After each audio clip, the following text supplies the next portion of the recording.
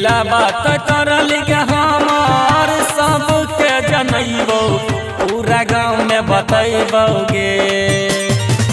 दिला बात करल के हमार सबके जनैबो पूरा गाँव में बतैबोगे।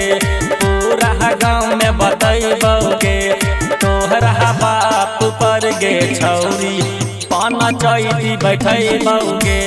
तोरा बाप पर गे छौरी पाना चैती बैठैबोगे।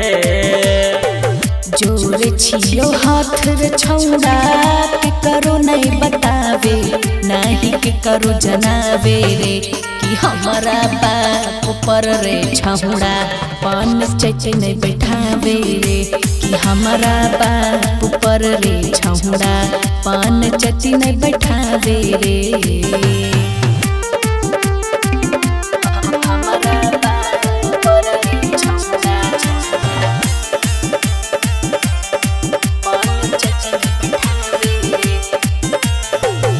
झूठ के करई रही छौरी ताहू प्यार गे। दिला बाप मार देली ताहू ताकतार गे। के न कई बतैयो छौड़ा अपन मजबूरी रे पापा के इज्जतिया के कारण होई गेलियो दूरी रे। जेतना हम कनबो छौरी तोरगे कनैबो पूरा गाँव में जनैबोगे। तोहरा बाप पर गे छौरी पाना चैती बैठैबोगे। तोरा बाप पर गे छौरी पाना चैती बैठैबोगे।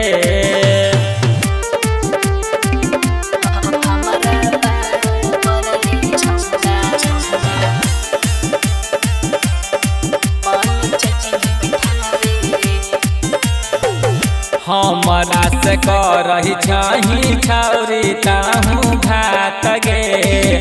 छोड़ देली हमारा से करल किया बात गे। छोड़ के जैते साथ पम पम हम नहीं जानलियो रे धार गेलियो बात करत बहुते पीटलियो रे। जेतना सतैली छौरी ओतने सतैबो हमें सबके बतैबोगे।